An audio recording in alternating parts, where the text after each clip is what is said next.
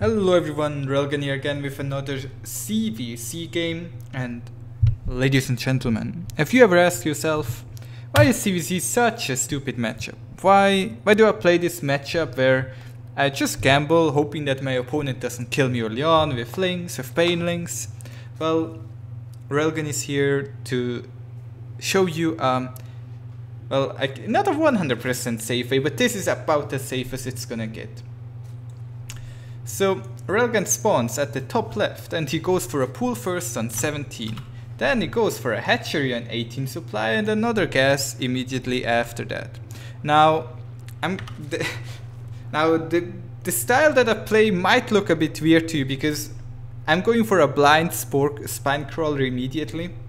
I put 3 drones into the gas and then I already start 2 links, an overlord, and then 1 more drone, so I can fully saturate the base. And the goal is basically to open as safely as possible while still being pretty greedy economically and getting into a good position regardless of what's happening.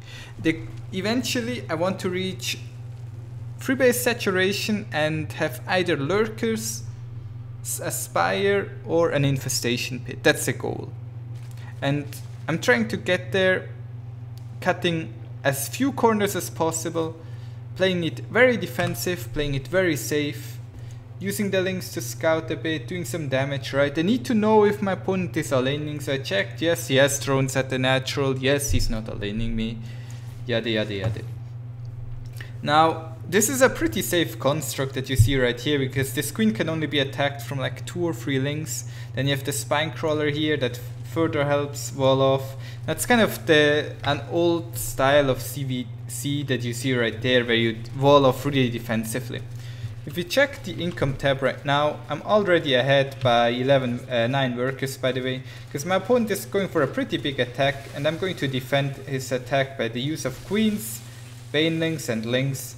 I might actually have to cancel this 3rd base, I don't know. Kinda depends on a game-to-game basis. Sometimes you have to cancel it, sometimes I can keep it alive.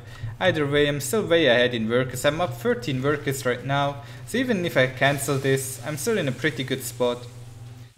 Because he doesn't really have drones at the natural. He does have a 3rd base, but what does a 3rd base do for you if you don't have drones, right?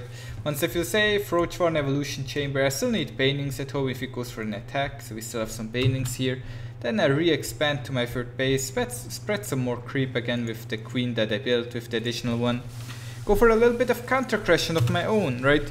So the goal is to saturate 2 bases, get the 3 gases total, get the 3rd base up. Like this timing of the 3rd is still pretty okay. As you can tell, I'm still being damaged, but there's not really a 100% foolproof concept for ZvZ, but I'm trying to make it as foolproof as I possibly can. Then after layer done, right, so I start the Hydra. Then you can start the infestation pit, the spire, whatever you want. Hydra then is usually preferred. Get the plus on missile, get roach speed, build roaches, build some ravagers so you can kill the overlords. He's chasing my overlords down right now. If you check the income tab, I'm up 7 workers, so I am in a decent spot. Kind of blasting through this. I'm getting a 4th base right now as well. We're going to see more videos on this style in the future, so have no worries, my friends. Have no worries. I'm also going to write a guide on it so you can actually copy it. I haven't written the guide yet. I'm going to do it sometime next weekend. On the weekend in a week, I mean. But yeah. So what ends up happening eventually is that my opponent, because he's a Zerg, will attack into me, and then I have to defend with either lurkers, infestors, or mutas. Because I went for the lurkers, I have a pretty easy time dealing with the roach ravager. The lurkers are not really positioned really well, so he keeps shooting at them with the bile, and roach ravager still beats or can beat lurkers pretty easily. But eventually he gets a bit too nervous, too anxious. I don't know, what do we call this? Like, he just walks forward and kills himself because lurkers do so much damage. Here you see it again, right? He just pokes slowly, and then all of a sudden, he sees that I'm morphing more lurkers, maybe that's why he pushed. And he's only attacking my 4th, so even if I lost this space, I would be still in an okay spot. So here he pushes forward, right? And then the lurker wave hits him and he's gone. And yeah, that's it. That's slow and steady wins the race. See you tomorrow.